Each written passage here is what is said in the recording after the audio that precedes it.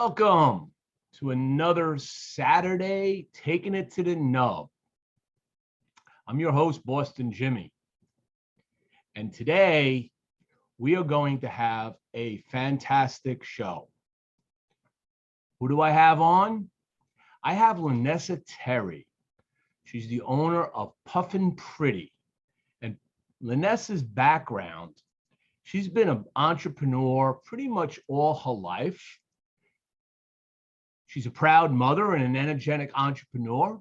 She's a futuristic thinker, and she likes to give back to her community. She was born and raised in Washington, D.C., and has always had a passion for business ownership and a knack for being on the cutting edge of new ideas. From the time of opening her first business as a high school junior to now running Puffin Pretty, I'd like to introduce my good friend, Lenessa Terry. We bring Lenessa right in. Lenessa, how are you today? Hey, Jimmie. Thank you for joining me. This is going to be a fun show. And I just want to start off with, you have been graced with being on the last show of 2021 for taking it up. Because next week is Christmas time. So that's special. Congratulations. Thank you. Thank you for having me, Jimmie. I really appreciate this. What are you smoking today? Oh, I'm smoking one of the sticks from Destination Cigar. Oh, yes. Look at that. I love these cigars. And I'm smoking something brand new, available in very few shops around the country. It's called green chili apple pie. Okay, that's a lot. It's a lot. And green chili apple pie is made by my mad scientist friend, Patrick Potter from Tobacco Trading Company. So I'm to light this up. And I want to find out what green chili apple pie is. And as I get doing this, let's talk a little bit about your background before we dig into the details of Puffin Pretty. So on your site, you talk about how you've been an entrepreneur your whole life. You've always been doing business things. I love that. I used to sell tomatoes door to door when I was a kid. So okay, wow. Used to run little fairs, and anytime I could find a way to make a dime, I made a dime. Sometimes it was only a dime, but it's okay. Give us a little background. I want to highlight you. Give us a little background on who is Lenessa Terry. And thank you for asking, because so many people just look at you as just this one-dimensional person. So they don't really know, your background. So my story is I'm from DC. I grew up in DC. And I went to Catholic school. I was a Catholic school girl all the way through high school. Then I went to college. Took me some years, but I finally graduated as an adult. And all throughout my youth, I was into leadership programs sponsored by the mayor. I knew a lot of people in DC. And in high school, I actually started my first business. And you would get the name, Jimmie, get this name, Nasty Nails by Nessa. So, I actually did nails. It was my first real business out of my parents' extension on their house. My dad would come home every day and he'd be like, oh my God, the smells. I used to do like the acrylic nails before they came up with all this other stuff. Before all the salons popped up across the country, I was doing nails in high school, making money. So that was my first business. Art followed after that, art dealer. I started a nonprofit called Bold, Being Outdoors, Living Your Dreams, for young folks to get them outdoors. So I've done some work as far as volunteerism and nonprofit as well. And then later came Puffin Pretty. And then I'm also a realtor. I've been a realtor for a year now. And I literally just passed my TIPIC exam, which is a title producer exam. So I'll be able to do notary loan closings next year. So in 2021, I'll have yet another, independent contractor type thing that I'll be doing. So yeah, I'm all over the place. I love my full life. And that's kind of my story. And you're a mom on top of that. Absolutely. That job right there, even though he'll be 23 next week, it's still a big job. But to get where you were, you had to raise this young man. I'm sure that was a lot of fun in teenage years. Yeah, definitely, definitely. And I was a single mom. So it's a lot of fun on top of that. Absolutely. So you are a very busy woman. I see you at events all the time. Just saw you over at Ybor City the other week. Absolutely. One of my favorite places in the world. We had a lot of fun there. Yes. It was great. That lounge we were in, the Verona Cigar Lounge, Mhm. that's the first time I've been to that new one. Me too. I have been to the other La Verona down at the beginning of where all the action starts. I've been to that location, but not the one that we were at. But it was really nice. I like the very humidor. crowded back area. I mean, there Oh was yeah, more people there than I thought there would be. really? Well, Cigar Mike does a great job bringing people Mhm. out. I mean, just let's be real. I mean, That's my dude right there. the guy's got a knack. Just he puts his name on a banner, and it's like there's like 150 people show up. So. And guess what? He can do it 6 hours before the event. Exactly. I reached out to Mike. I was like, Mike, I know you're going to do something when you're in Tampa. Please include me. I would love to be a part of it. So that's how I ended up there. And I saw you. I was like, Jimmie. It's been so long. Always. Now, when did you start getting into the cigar culture? So the cigar culture, quote unquote, which wasn't even a name when I got into it, was probably about 10 years ago. And it was more or less intriguing because I had smoked a cigar, my first cigar when I was 13. I was down in South Carolina. I know, crazy. Don't tell my mom. Does she know? I don't know. But my mom and dad were doing their thing with the family, and the kids, we all got together, the youngsters, and got into some trouble, as youngsters do. So my cousin said, oh, we should go into my grandfather's store and we can get some snacks and some beer, and oh, we could get some cigars. So it was like, cigars? Like, that's like an old man thing, isn't it? So I actually drank some beer and smoked a cigar, and I was sick as a dog, Jimmie. I was sick as a dog. It was the beer that did that. It was the beer? You can't, yeah. Well, actually, look, I'm drinking beer now, but I'm totally different now. I'm much stronger. So I was sick as a dog. So, jumped to my, mid 40s. And I'm almost telling my age now. I was actually married at the time, and my ex-husband said he was going to this lounge, Shelley's Cigar Lounge in DC. You ever heard of Shelley's? So he said he was going to Shelley's to have a smoke, and I said, I smoke? What is it? He said, it's a cigar lounge. So that was really probably one of the only ones. Maybe there was one other in DC at the time. And I said, I want to go. And he's like, oh, no, it's just the fellas. I'm like, oh, women don't smoke cigars? Like, I can't go and have a cigar. But he was probably wanting to do his thing, as men do. And I just wasn't included. So I was a little pissed about it. So after we got a divorce, this was probably like less than a year later, I was trying to have a little, celebration, doing my thing. I said, you know what, I'm gonna go buy a cigar, because I remember that whole conversation and him telling me there was a lounge that existed. And I said, I'm gonna smoke a cigar. So I went to this small tobacco shop. It wasn't a lounge because we didn't even have any in my neighborhood where I lived in Maryland at the time. But I went in there and I got what was it? I can't think, Romeo and Juliet. That was my first, it was a tubo. And I was like, that's cute, that's pretty. And they, it looked like it was light. They had a light wrapper on it. I didn't even know the composition of a cigar at that point. And I just bought the cigar and I went outside and smoked it, and I didn't know what I was doing. But then I met people along the way, just, at a friend's house or different places when I traveled, and they would give me tips and pointers. And that's where it all started. Awesome. And then as you got into that culture, so were there many women in the lounge when you went in there and bought that Romeo? No, not at the time. I mean, they were trickling in because, the ladies would come with their guys and they would try things. But many of the lounges, again, Jimmie, didn't even exist when I was smoking. So I was mainly smoking like at home or at someone's, in someone's backyard, because we didn't have a lot of lounges. So then once the lounges actually opened up, that gave me the idea of Puffin Pretty, because I had already started an Instagram account under the same name. I love marketing and branding. So I started an IG account with that name, And then I said, oh my goodness, all these women are starting to come into the lounges. I'm a woman, I'm cute, I'm pretty. My name is Puffin Pretty. So I said, let me start me another business. So I started a t-shirt and apparel business around the brand.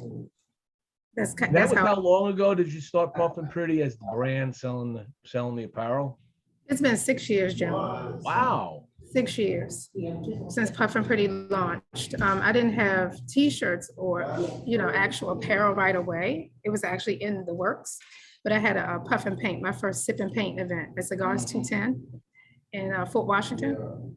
So that was my first Cigars 210, was my first cigar event. What was that called again? Cigars 210. No, the event. What did you call the event? It was called Sip and Paint. Sip and Paint. Yeah, or was it? No, Puff and Paint. It was Puff and Paint. And what was the paint was? So what we did, we actually had, my girlfriend had a business or has a business called Twisted Paint. And basically she brought all the materials and supplies and we set up in the middle of the lounge and we had the easels and everything. And we did a picture of a Hennessy and a cigar sitting on top of it. So we actually painted. So she instructed us and we had our cigars and our alcohol and we painted in the lounge. That's a pretty cool concept. And It was then awesome. obviously got your name and moved you along. Yeah. What I want to do is I want to just show some folks Puffin Pretty, the website. We'll talk a little bit about how this site has evolved. And then I'll come back and talk some more. So let me just share Puffin Pretty here. I need to share this. I don't think so. So there's a nice little bit about. Okay, you have a relatively clean website, which is nice. It's easy to follow. It's well laid out. Now you have primarily started around women's apparel. Yes. And you're not just t-shirts, all right? You've got V-necks and tanks, and then you have recently sold out of my ashtrays. Yeah, I was gonna say, you go in here, you got accessories. We'll go into that for a second. So, you got your protective mask. You got this ashtray. So, what is this ashtray like? What is this? That ashtray is handmade pottery. So I like to team up with businesses that I might meet on Instagram, social media, or folks in person when they have their own brand. So they have a craft. I always look at ways to partner with people to incorporate Puffin Pretty. So this is a lady I met on IG. Her name is Rebecca. I can't think of the pottery company right now, but she custom made those for me because I saw some of her other designs and I said, oh, I can make this work for Puffin Pretty. So I started out with the single personal ashtray, the single cigar holder. And then I moved to the two ash, I call them ash catchers. I moved to the two cigar holder, which is a little bit bigger. Yeah. Oh, very, very nice. Very colors. I like the colors. Thank you. The challenge is when folks try to travel with them because they're porcelain, they're coming back repeatedly for ashtrays because, oh, my friend had it in the luggage and they didn't wrap it right, or, they love it so much they travel with it. But sometimes there's, they have to come back because they either leave it somewhere or might ship it or something. So let's look at you got footwear. So you started. So are you expanding your footwear line or just sticking with this one? I'm not. I'm just sticking with that one.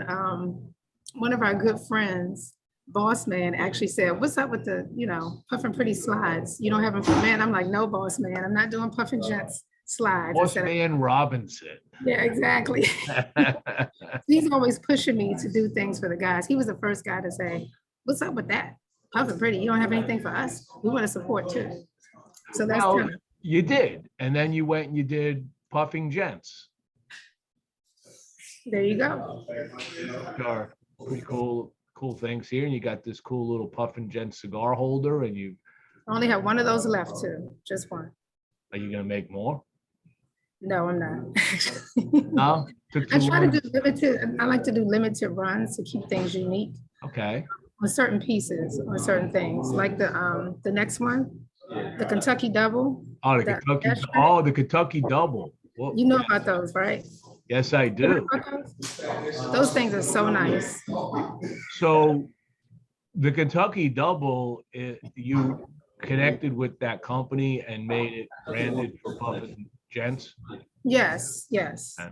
And I happened to bump into, I was working at the time at Casa de Monte Cristo, it used to be JR's in DC. Uh-huh.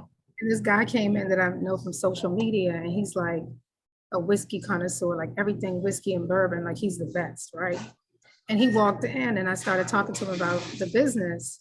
And I told him about this Kentucky Double I was trying to get made. And he was like, wait a minute, Kentucky Double. He's like, that's my friend. I was like, what? You know them? So he helped me work a deal to get those custom made Kentucky Doubles. All right. And all of these, whatever's available is for sale, not only on the website, but when you do events, you usually bring some of this accessories with you also. I do. I definitely try to set up. I mean, that's my goal when I go out to do events, is I like to set up and sell the merchandise, because it's difficult to, well, it's not difficult, but when you're working with just a website, you have to, pay for traffic to come your way and things like that. And we're working in a niche market, as you know. So it's not as easy to get traffic to our websites and to have our folks find us. So I've leaned on Facebook, Instagram, and also being out for people to actually see and touch the merchandise as a way to get more traffic. Now, how many events do you do a year? Ooh, it depends on the year. As you know, with COVID has really slowed me down a lot. And I didn't tell you, aside from being an entrepreneur, I have a day job too. So my day job, which is in healthcare, actually keeps me busy. That's in addition to real estate? Yeah, Jimmie, yeah. Wow. I might not do that forever, of course not, but I have a goal for 2022 into 2023. So I won't be doing as much, but yeah, I have a day job too. So as far as events, how many a year? I would say probably about 8 events a year. And that counts, I'm counting travel with that too. Travel, pop-ups, private events. What's the biggest event you've been to? Ooh, oh my goodness. Colorado. Rocky Mountain? Yes, the Rocky Mountain Cigar Festival, Jimmie. I got to go this year. I was so excited. I felt like I was in Disney World. I was like, why am I so excited? But I have been trying to get there for probably 3 years.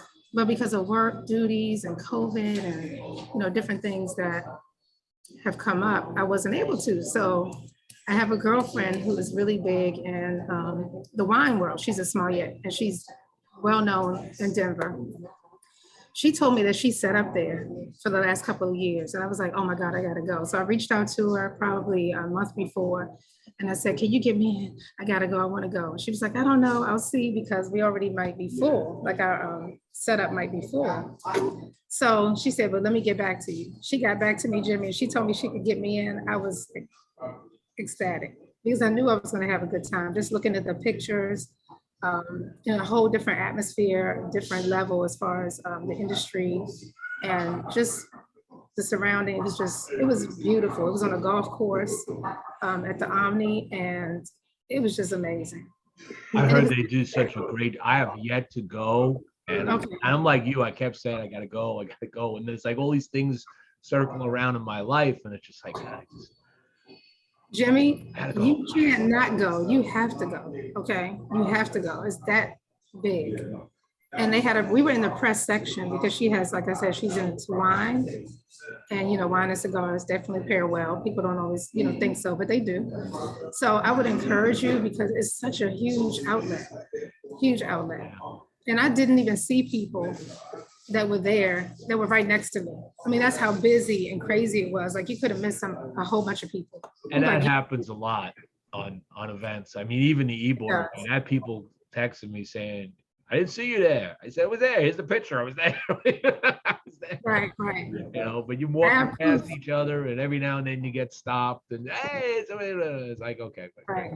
But if I actually went to Rocky Mountain Cigar Festival, I would probably want to rent a booth. I would have a live show running the whole time and inviting people over to be on the Yeah. show through the whole event. I would stream the whole thing. And that was actually her intent too. But you know, logistically, you got to make sure everything is right. And then sometimes the lighting, like where we were kind of like under this, like a barn area at the top of the hill. Cause this thing is like it spans the side of the entire golf course. It's just beautiful. So they had all the cigar vendors, like to your left and to your right and right in front of you when you came in. And then up the hill to the right, they actually had the press area. So that's where they had all the, you know, different types of vendors that weren't necessarily cigar related or press. Okay. Very interesting. Well, maybe I get out there. Maybe we'll get out together. We'll definitely do it together. But here's the thing, Jimmie, the tickets sell out like I know. that. Impossible. It's So going in as impossible. press, you definitely have an advantage. Yeah, I mean, I make a phone call probably, and it's like, you know, get press pass and do my thing, you know, whatever Right. it is. You get a wicked ass amount of cigars out of that. I mean, it everything I've read about it is just like one of the greatest consumer events on the planet. It is. It definitely is. Why is my 23-year-old calling me back to back? Hold on, Jimmie. I'm going to do a quick break here anyway and do a little sponsor announcement. So take your moment. That's a perfect segue into my announcements here. So today's show is brought to you once again by my friends at Rodriguez Cigars. Rodriguez Cigars. In 1947, the Rodriguez family began the masterful art of cultivating tobacco on their private plantation in the town of Siguane. The tobacco plantation was called La Finca de Carmencita, located in the Las Villas province of Cuba. Las Finca de Carmencita specialized in growing, aging, and curing filler tobacco leaves for numerous manufacturers throughout Cuba. By 1952, they employed over 20 workers and grew over 120,000 pounds of tobacco annually. Of course, 8 years later, the Cuban government nationalized the private plantation, and they were forced to immigrate to the United States. In 1971, the Rodriguez family found a new beginning on the beautiful island of Key West and established the Rodriguez Cigar Factory, founded in 1984. It's the oldest cigar factory in the Florida Keys, preserving the historical manufacturing industry that began in Key West in 1831. If you want to check out some very fine cigars, check out Rodriguez Cigars at www.rodriguezcigarskeywest.com. Today's show is also brought to you by Platinum Nova Cigars. Platinum Nova is a family-owned and operated premium cigar company. Only the highest vintage tobacco and the most skilled hand workmanship go into the making of each Platinum Nova cigar, resulting in a timeless blend of art and craftsmanship. The Nova brand and the family's work are a tribute and an honor to their grandfather, to always remember him and his infinite passion for the finest cigars. Their love for cigars started with their grandfather, a dedicated master blender and entrepreneur in the cigar industry. So the next time you're looking for that exquisite cigar experience, pick up a Platinum Nova. You can check them out at www.novacigar.com and on Facebook, Instagram, and Twitter. And as long as this ad is up, you can get 15% off by using the code BostonJimmie15. And lastly, today's show is brought to you by La Jolla del Chan. La Jolla del Chan is a dream come true by husband and wife Gabby El Chan and Liz. They want all hands that work the tobacco leaf in their home country of Puerto Rico to have the same opportunity to expose their products. They call it La Jolla del Chan because they cultivate part of their product and at some point want to be able to supply the world with their native tobacco leaf. The pride that Gabby and Liz feel is the same pride of all those who work the tobacco leaf, and for this, they deserve a portal that represents them. They want to thank everybody for supporting their country. We will resist, they say, Follow them at www.lajoyadelchan.com and at El Chan Cigars on Instagram and Facebook. I want to thank my sponsors, for without them, the show's always a little bit harder to do. Let's get back to Lenessa. So, you're on mute. I know. Okay. All right. For everybody that's watching, this is one crazy, delicious, amazing blend of cigar. I'm just like, yeah. I was going to ask you how it's going. Like, what's going on with that cigar? Yeah, it's got this apple, cinnamon, kind of toasted caramel, and like super chili spice running through it, just hitting the back of the throat. You can taste all that stuff. You can taste all that. Okay, and I know this show, you said this is about me, right? But tell us how you actually develop that palate. How do you actually be able to taste notes? Because I've been smoking for over 10 years and I still can't tell you what I'm smoking, what I like, you know? I've been blessed with a really good palate. I love food to start with, okay? I didn't love all kinds of food when I was a child because my mother boiled everything. She was kind of like had Irish blood in her, so like boiled asparagus, boiled everything, you know. Did she boil it? Did she boil the nutrition out of it, or did she boil it? Absolutely, and it was bland. It was horrible. Okay. I love you, Mom. I'll see you someday upstairs, but and then I got out on my own and I began to discover food in nice restaurants and the way properly prepared, and I just kept enjoying the food.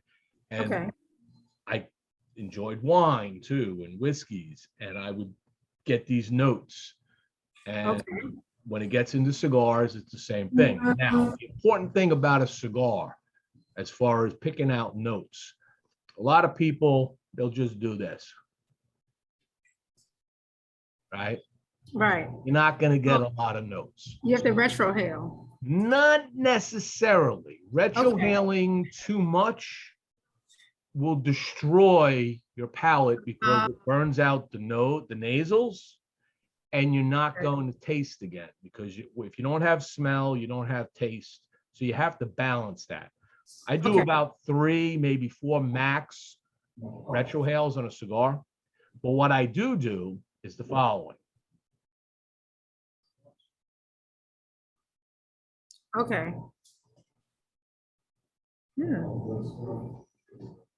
And then do a reverse whistle. Okay. And rub your gums and your cheek with your tongue. Now, what just happened is when you bring in the smoke, you press it to the cheeks. The flavor molecules are pressed into your gums and your cheeks. You exhale the smoke. When you re-inhale, you're aerating those molecules. Okay. And as you move your tongue around, you're activating them and you begin to taste more notes. You'd be surprised. Secondly, don't smoke too fast, because when you smoke too fast, you're going to burn too much of the tobacco too quickly, and it doesn't have the time to resonate and aerate properly. Like wine, like you aerate wine. Exactly. I never knew about that part of the cigar. Yes. Those two go together, and whiskey. Those 3 actually go together very well as far as tasting notes. I also took the time early on in my life when I would smoke a cigar, and a lot of these things are nuances. Don't get me wrong. These are not in your face notes, right? So you're not sitting there going, oh my God, I'm eating a chocolate bar. No, but I do get that either the dry cocoa or the dark chocolate or the milk chocolate, for instance. I can distinguish between them because one's a little more bitter than the other, right? But you get sometimes a note, you're like, what is that? And I go into my spice cabinet and I start smelling stuff and taste. Like cumin is one of the notes rarely get, but oh my God, that was that. You know, no, I'll get like, you know, and it goes on what you enjoy, and flavor is very memory based. It is. Because that olfactory, is that what it is? Yeah, exactly. So when you taste something, especially something memorable, it kind of brings you back to a day. And you're like, ah, yeah. That's what's so good about smoking cigars. That's why it's so Yeah. relaxing. Okay, so let me tell you about my experience with that, and I talk about it and tell people.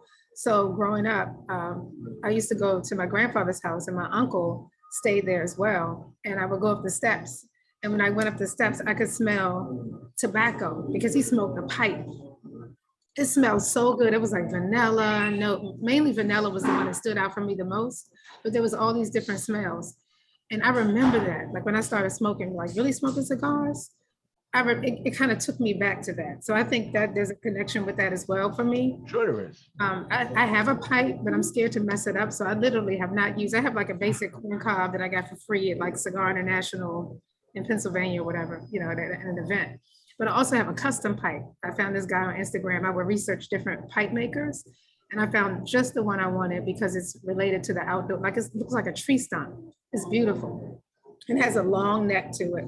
So I haven't used it yet because I want to make it like, it's going to be ceremonial for me when I smoke a pipe for the first time. And I've looked up tips like, you know, make sure you use the right lighter, the little tools.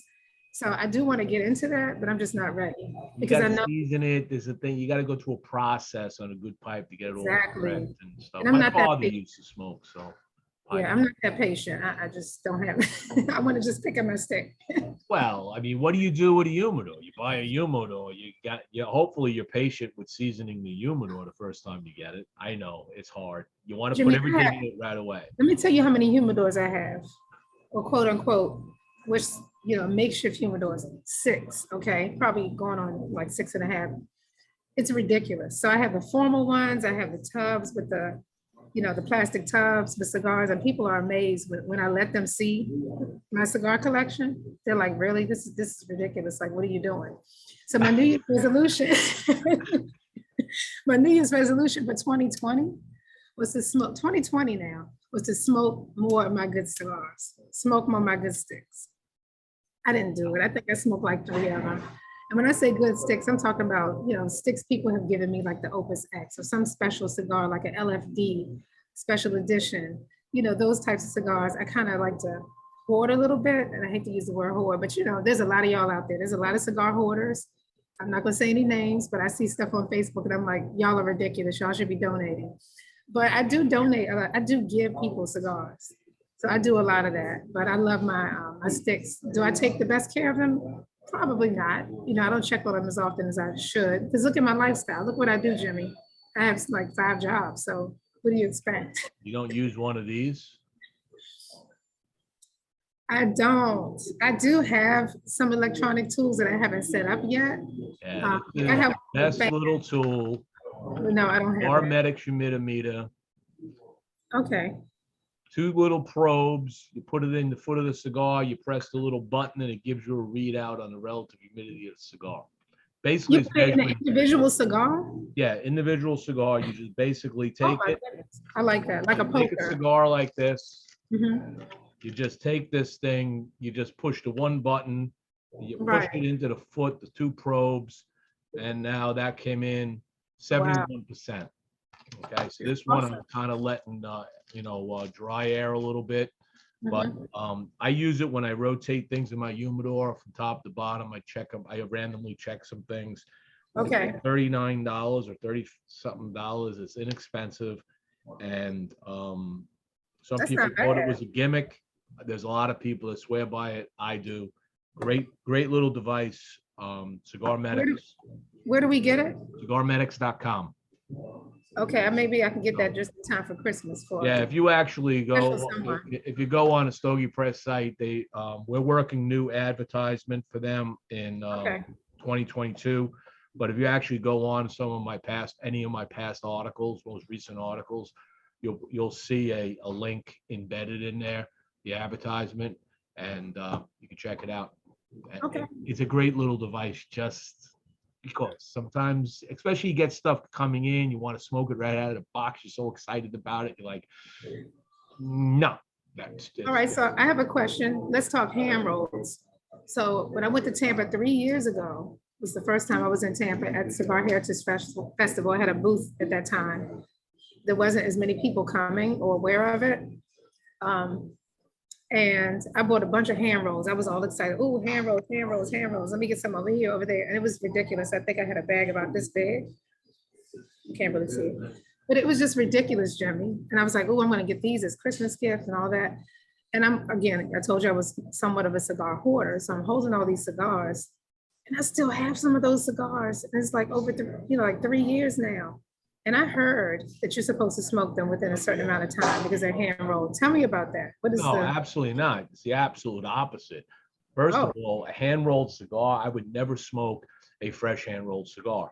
Right, unless I am in the process. If I'm looking at a blend and helping somebody understand a blend, maybe I'll light it up and just say, okay, this is what what I think I'm getting out of it. But you want that cigar to rest for a few months. The leaves need to marry together. Okay, they take time. All right, this is an industry that reveres time. Right, from the planting to the growing to the harvesting to the fermenting to the sorting, all the way down to the time you get that cigar in a box. Right. And that time is precious because the longer you let that age, okay, in after it's being rolled, lets it marry, and then there's the basic thing is that a lot of times there's going to be a certain amount of ammonia in fresh leaf. Okay. It hasn't been fully exhausted necessarily in the fermentation process. So when you let them age in an aging room or in a box in a humidor, that what'll happen is it'll start continuing to exhaust that out. Okay, because it still kind of is marrying. Right. That's why when you pick up a cigar off a shelf in a shop, you buy that cigar, first thing you want to do is smell that foot. If you smell ammonia, and this is, people don't do this all the time, so they pick up a cigar, they smoke it, oh, it's spicy and retrohale. You might want to double check that because that could very well be ammonia burning your nose. Oh, that's interesting. But tell me something about smelling the cigars, because I mean, a cigar lounge owner might have a different opinion about. Oh no, don't do it. No, you have to. No, you don't do it. That you buy the cigar, then you smell the cigar.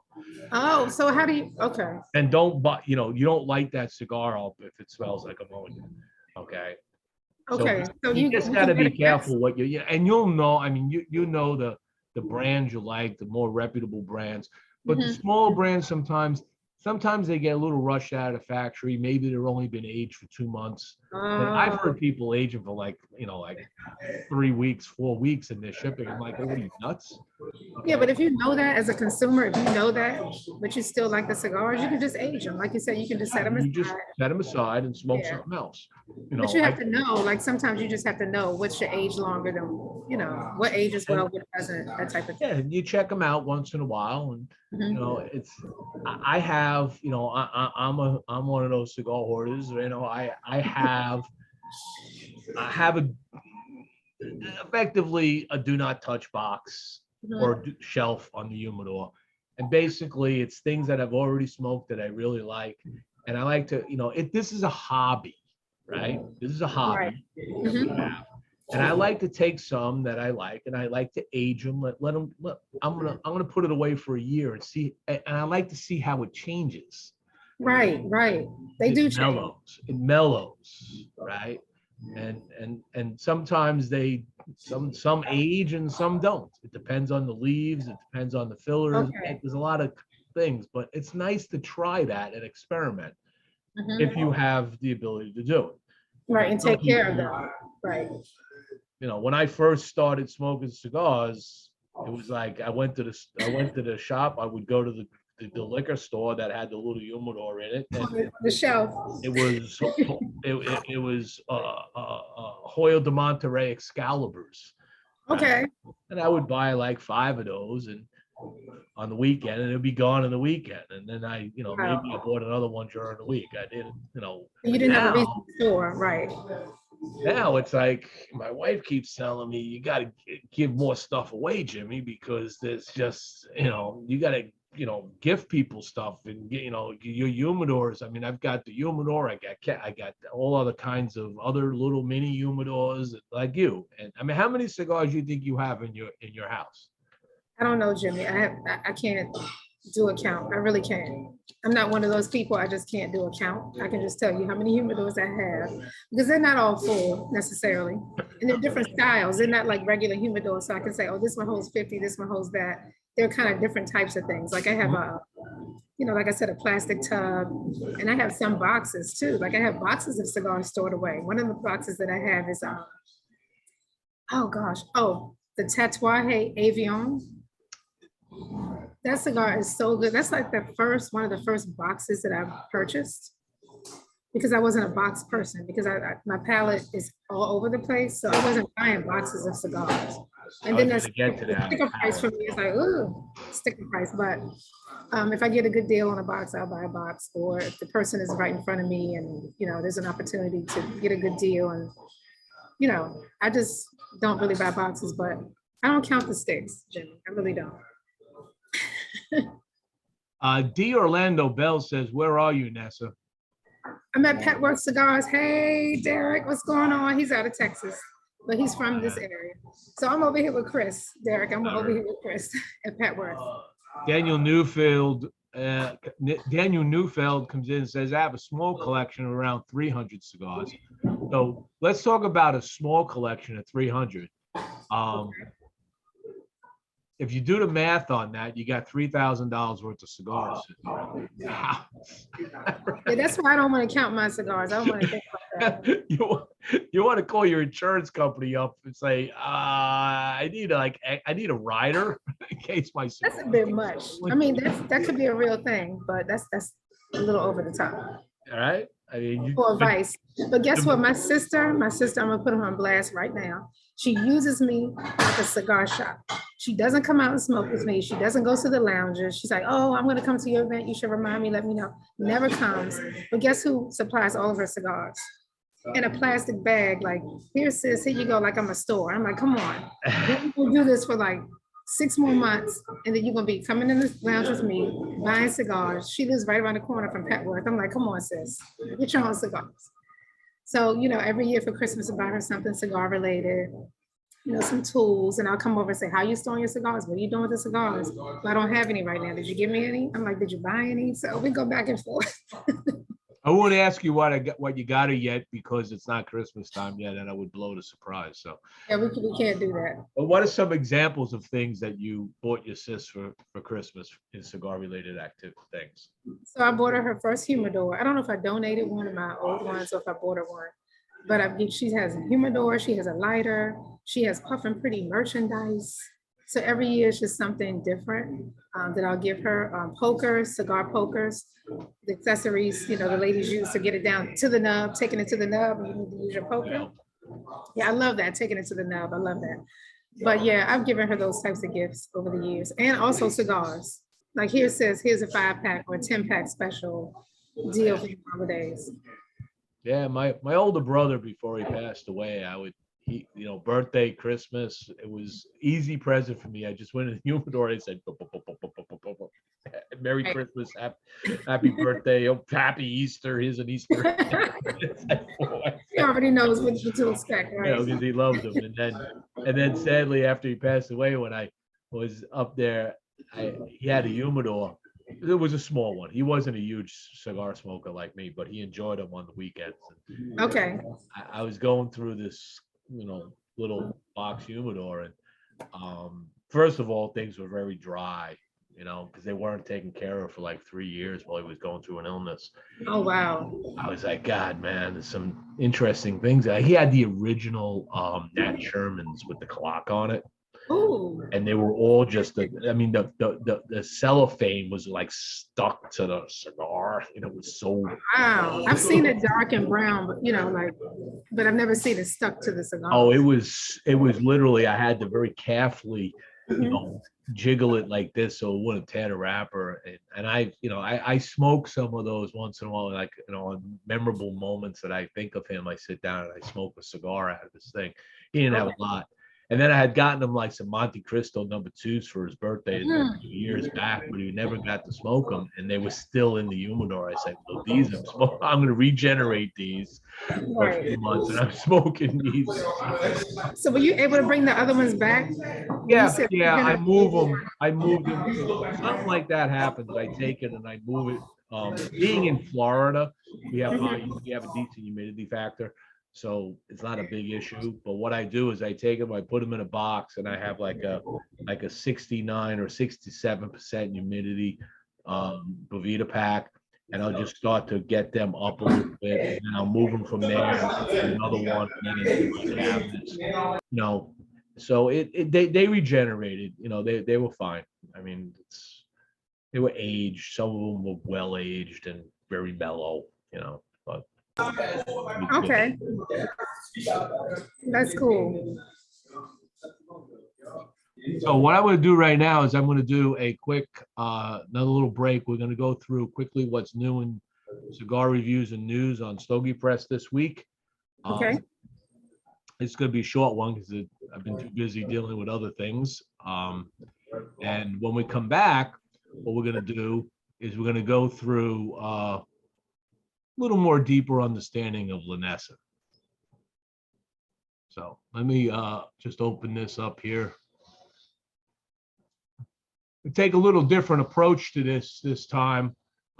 Usually what I do is I go right into the site, but I just want to remind everybody, if you are if you're following Stogie Press and you have not become a subscriber of stogiepress.com, you're missing out on this newsletter we put out every Saturday. And this newsletter gives you a summary of what happened during the week.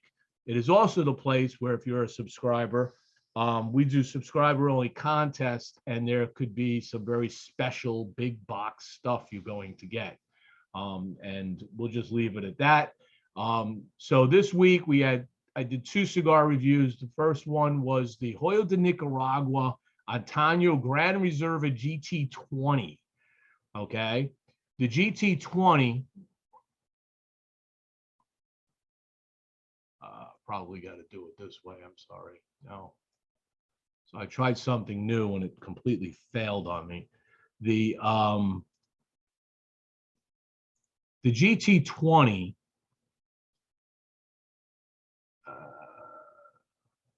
you see, this is what happens.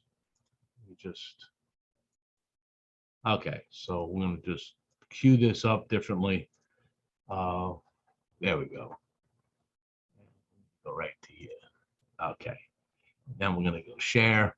I apologize for the small glitch here. Okay. So the GT20, this one here came in rated 95. This is their latest extension to the Hoyo de Nicaragua Reserve line, Grand Reserva line. This came out this year. It was supposed to come out 20, but this is celebrating the 20th anniversary of the Antaño line. This one here is a full strength cigar. It gives you some notes of black pepper, cedar, cream, dark chocolate, fruit, earthiness, leather, savory spice, and walnut aromas coming off of it. It's got a Nicaraguan Corojo Oscuro that was used in the original 1970 blend. So this is some very vintage tobacco they used in this. 1970 blend is really from 20 years ago, not from 1970. So just leave it at that. And the binder was Nicaraguan, and the filler is a Nicaraguan 5-year aged leaf that they used in it. This was an absolutely spectacular cigar. Just the beautiful construction they had going through it. You can see the nice ash that it carried on it. Beautiful ash cone at the end. A little bit of an off burn right there. Nothing major. Very nice cigar. The price point on this cigar is, I believe it was like $10, if I'm not mistaken. So there's like a $10. Yeah, it's $9.50 per cigar. So this is actually a great cigar for $9.50. This is what you could do with a completely vertically integrated business like an oldest cigar factory in Nicaragua. The other cigar we looked at was the Fiat Lux by Luciano. Luciano Morales is the one that been working with doing Ace Prime cigars. They recently connected up with Crown Heads for distribution. Together, they worked on this. This Fiat Lux is a unique cigar. This cigar was actually designed, the blend, to get your palate to salivate more. And if you want flavor, go back to that flavor discussion. If you want flavor, you want salivation. The more saliva on your palate, the more you're going to taste. Dry palate's going to taste less. So this one here is this one here was a Robusto. This comes in one size, 950 is the MSRP. Actually comes in four sizes. I'm sorry. So I was smoking the Intuitions. This is a Sumatra High Prime Ecuadorian wrapper, a Nicaraguan binder, and Jalapa, Ometepe, and Pueblo Nuevo fillers from Nicaragua. So this is a pretty spectacular cigar. The construction, the packing is absolutely tight on this. It is not a cigar to not want to smoke. It's the more you puff on this, the more you're going to taste. It has some very complex notes in this.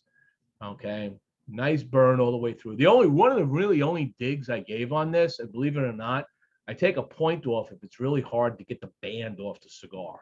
Because the last thing, that's one of my pet peeves, unfortunately, is that I hate having to take a band that doesn't just want to pull off, and you got to work hard at it because you run the risk of damaging the wrapper. So this one here, I didn't damage it, but it was a little hard to take off. But you got pepper and floral notes to begin with. Some sweet tobacco aromas are coming off of it. Yeah, that sweetness continue to build through the profile with hints of cedar, vanilla and cocoa, dark chocolate, coffee, peppery spice. And at the end, I got this, and one of my favorite notes is this sweet almond note I was getting at the end, which just really enjoyed it all the way down to the end. So another fabulous cigar. From a news perspective, today we had really just one news article that came out this week. Fratello Cigars, our friends over at Fratello, they are raising their prices. They're going up 8% starting January 1st. So watch for Fratello increases. They will not be the last one. I can assure you that throughout 2022, you will see increases in cigar prices. Tobacco prices are going up, and the brands are going to have the hard time trying to keep those prices in play the way they've been in the past. And then the other article we put out today is in the life cycle section. In the life cycle section, I did a recap of the Ybor City Heritage Cigar Festival.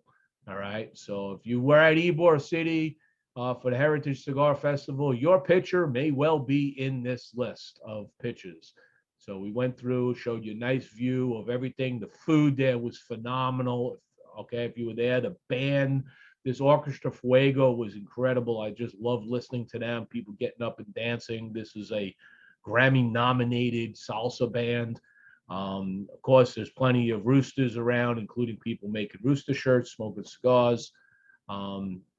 Great fun all the way down. A lot of brothers and sisters of the leaf. So if you were at Ybor and you want to see a quick recap of my view of it, there you go. You can check it out. So that is news, reviews, and things on Stogie Press for the week. All right. Get back to Lenessa. Yeah. Chili spice, man. This thing just hits the throat. I mean, you got to be careful with this cigar. I have to try this. So how can we get those, Jimmie? Like, I might just have to. I just might have to send you one. Please do. Please do. This is an insane cigar. And I can practice my swishing. Yeah, even with that, it just hits your throat hard. I mean, it really is chili. It's like taking in chili powder, right? Okay, I need it. Like inhaling chili powder in little parts, but it's toned down with the sweetness and this apple cinnamon spice. It's just, I can't describe it yet. I mean, I'm talking. A girlfriend loves cinnamon. She would like that. She would love that stick. I mean, it's crazy. I mean, did you ever smoke the wasabi? from Ah, Espinosa? I've heard of it, but I haven't smoked it before. All right.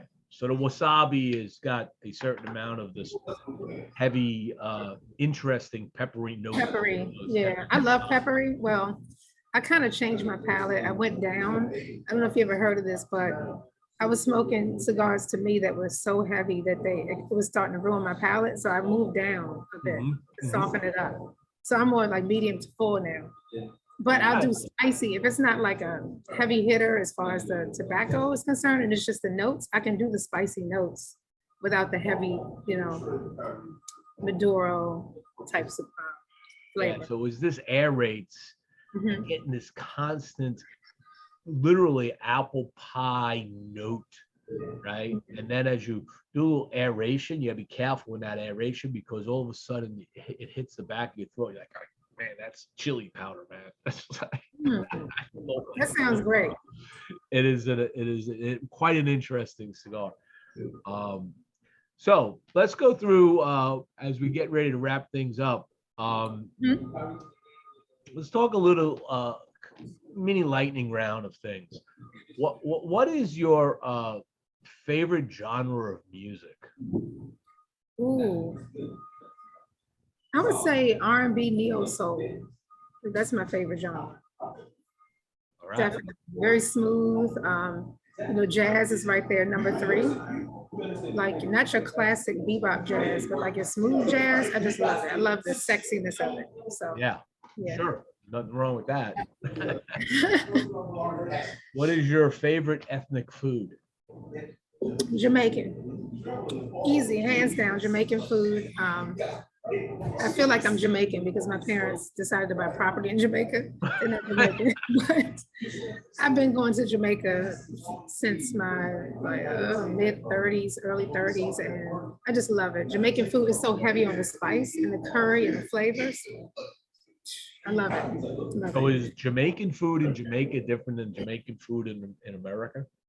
Absolutely. Well, it depends if your mother was born in Jamaica and then you brought her to the States and she's cooking the food. So, it If you go to a Jamaican restaurant in the States, and you go to Jamaica, is it? It can be the same because if local Jamaicans in the States eat at the actual Jamaican spot, it's good. Okay, so if it's over commercialized, I'm not doing it. But if it's recommended by a friend, I'm definitely doing it. It's I just love the Scotch bonnet. Like everything you see on a menu that says Jamaican jerk is not going to be good. Oh. But if somebody tells you that it's decent, and if you have that Scotch bonnet on the side, you can make everything taste good. I love flavor, spicy. That's just me. I'm a spice girl. So, in your little bit of spare time that you have in your life, what have you been streaming lately? Nothing. I do not. You mean like watching TV and stuff? Like any shows, any series? No, I'm not a series person. If I do a series, I'm binging it.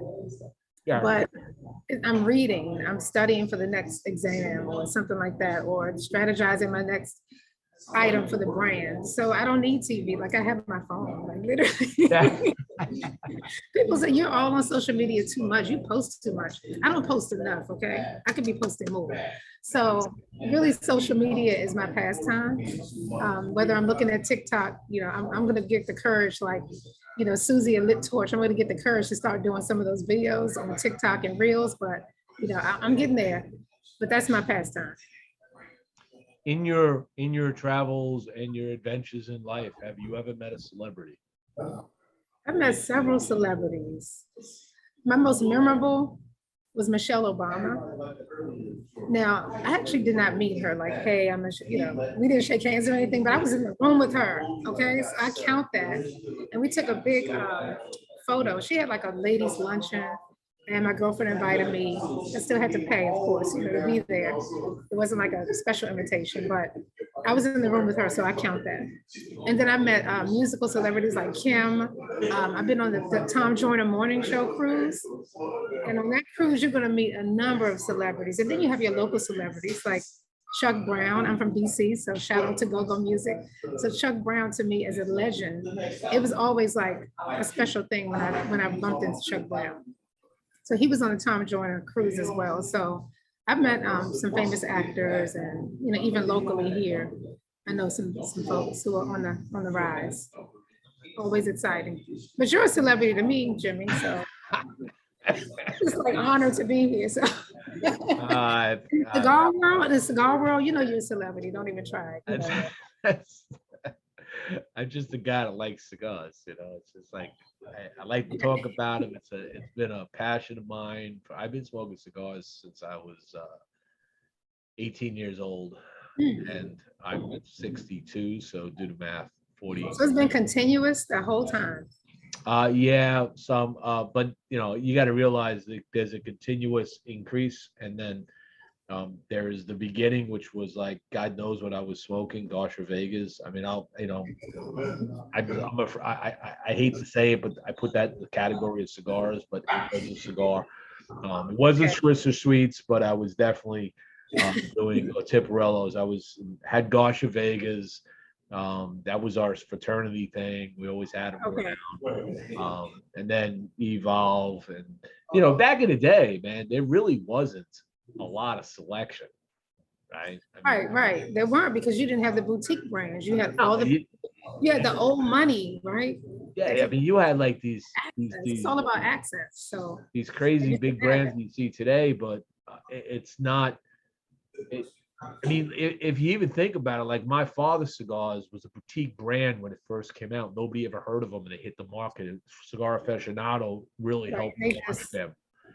And when that came out, it was like, whoa, what is this? Like, oh, wow, what is this? But again, that's money. That's money, because being Cigar Aficionado, what is it per page? It's a crazy amount of money to be in that magazine. But I'm talking about in the very beginning. Cigar Aficionado, when they were just launching. Oh, so they got in early. Well, they would. My father had just came out around the same time. Oh, I didn't know that. I thought Cigar Aficionado was around way longer than 1990s.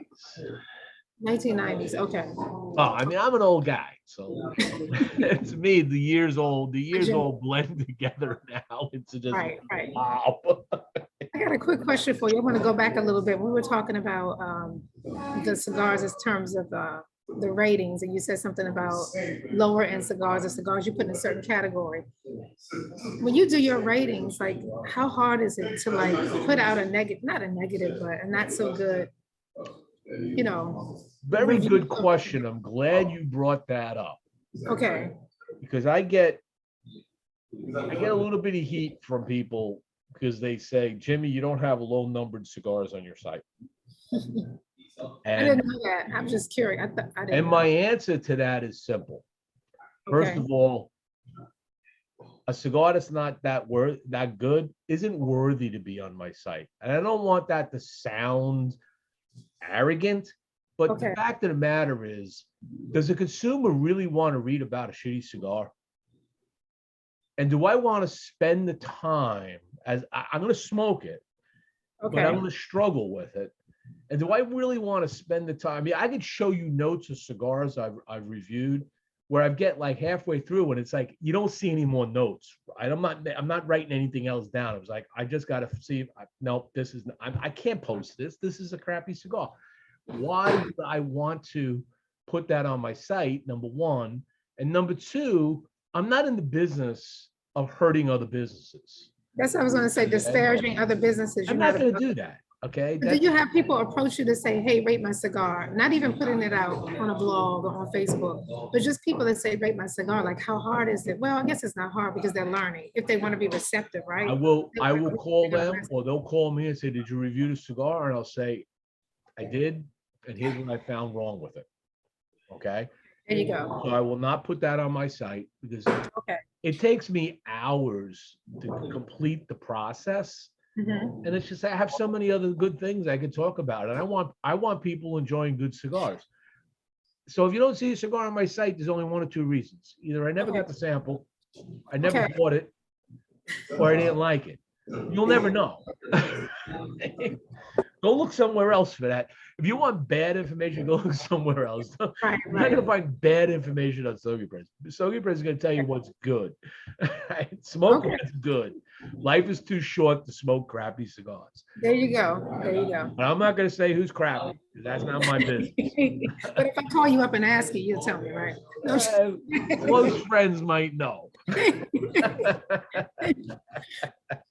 look, look, this, it was rated, it was rated this over here, but what do you think? Because it could be rated one thing somewhere, right? And then it could be rated one thing somewhere else, so where's the middle, where's the middle ground? It depends on who's smoking it. It's all a perspective of the palate of the person who's doing the sampling, so everybody's different.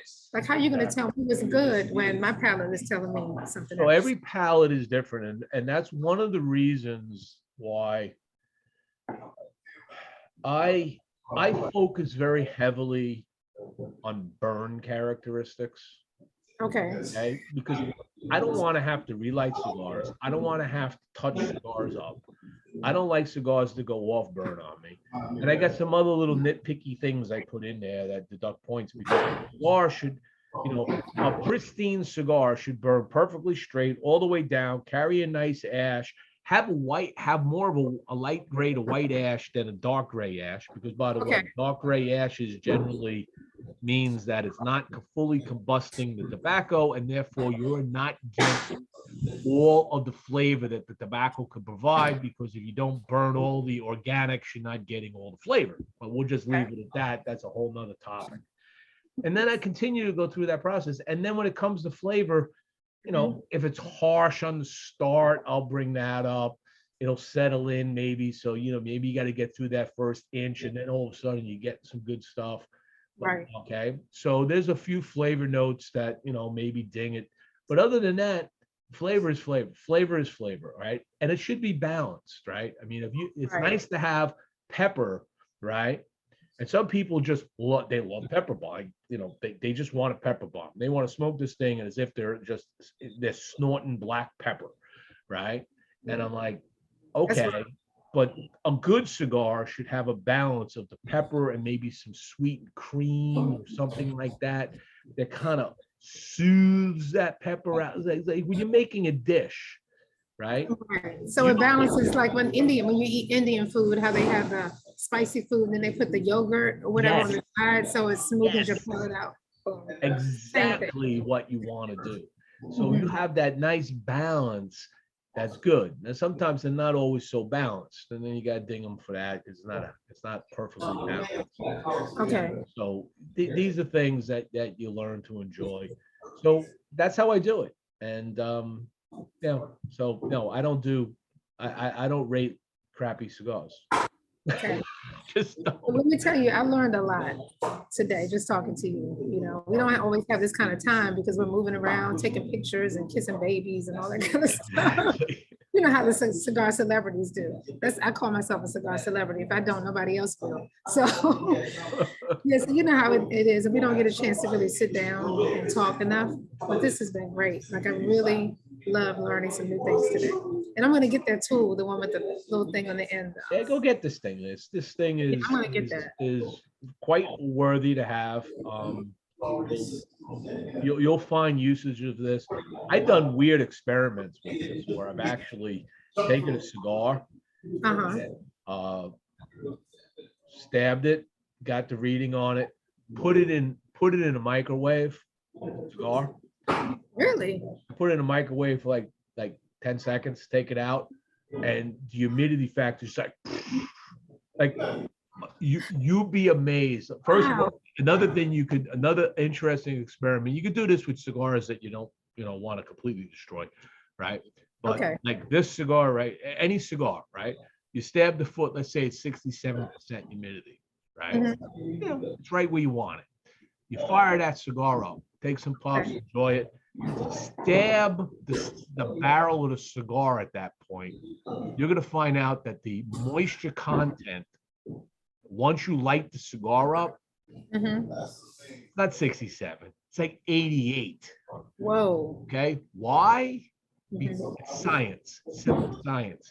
The heat activates water molecules that are in the leaf, Right. they activate and the moisture builds inside the cigar. Like almost like condensation. Like Exactly. Yeah. Exactly. So a lot of people don't realize that, no, that once you fire that cigar up, you no longer got 67% in the cigar. Right, exactly. Right. And that's why they say you should light it a certain way, like the heat shouldn't be, well, I'm making this up, right? But I'm thinking in theory, that's why they say when you light a cigar, you should light it here, right? Yeah, Like don't it's a tip and not like all the way here. don't be that person that takes their gun lighter and puts it through it and just It smashes it, right? because you just completely scorched the cigar. That's charcoal, and that gets into it. This is a very, very sensitive product. That's delicate, delicate. It's a The leaf. leaf absorbs moisture, absorbs odors, aromas. Ooh. Just that's why you shouldn't put like Yes, that's what I was about to say. don't put your cigars like don't put Connecticut's next to Maduros. I wasn't even thinking that. I was thinking don't put flavor cigars for your friends. Never put no. I only get those from my friends, so when I go out, I can have an extra stick on the side for a lady who wants to smoke, who doesn't smoke, that needs a flavor stick. But no, I don't normally. You have a separate cabinet for your flavored cigars, and even then, each different flavored cigar, get a cedar sleeve or something to keep them separated. Okay, because they will blend over in time. In not a long time. They'll marry to each other. They're like, oh, I like you. Next thing you know, I got apple, cinnamon, spice, and right. You said not a long time. So what's a long time? Like how long would it take for my cigar to get permeated by another cigar? It take months, just few months. Doesn't take long. Even Connecticut. I never thought about that. It's very sensitive, and just because you have it inside the cellophane doesn't necessarily mean it's going to be protected from that, because cellophane is permeable. It's still porous or whatever. Porous, right? Okay. It helps, but some of these flavored cigars are pretty fragrant. Oh yes, they are, especially when you have Hennessy, apple pie, and all kinds of. I had a shop last year send me. I ordered some cigars from them during COVID. Okay. We'll mention names, but I get this collection of cigars I ordered. And I open it all up, and it has this perfumey aroma kind of thing, and I'm like going, the dude, he wears like cologne, right? Are you serious? And I'm just like, it must have been on his hand, rubbed it on his face, or what? You do this, and then you pick it. The whole box smelled like cologne. Well, he must have packed it himself, like individually. The box, and I was just like, it's hard to smoke the cigar, because it's like at that point they all is like his cologne. Right. So you gotta be careful with that. Okay, that makes sense. Now I gotta go rearrange all my 6 humidors now. Thanks, Jim. There you go. No problem. I mean, it's not, I don't have the flavor, but I have the Connecticut's next to the Maduros. Like I don't have a separation of that. So now I have to figure that out. That's too much. You should actually keep them at a separate humidity level too. Really? So what's the difference? Connecticut's and Maduros, yeah, because Connecticut's a very fragile wrapper. So be careful with the high humidity on it. Okay. Okay. They'll have a tendency to crack. Okay. Remember what I just said, you light it up and the molecules expand. All right, the moisture expands. The thin wrappers will have a tendency to crack on you. So you want to keep them at a slightly lower humidity level, so they don't hop on you. That makes sense. All right, that's awesome. So thank you for joining, being part of the last Taking It to the Nub for 2022. Yay! Happy holidays, everybody. Happy New Year. Some of you I will see before the new year, others I won't. So happy New Year, and thank you, Jimmie, for having me. And cheers. Do you have a drink right now? You don't have a drink? I do right here. Okay, so cheers to 2022. Oh, wait, there it is. Cheers. A prosperous 2022.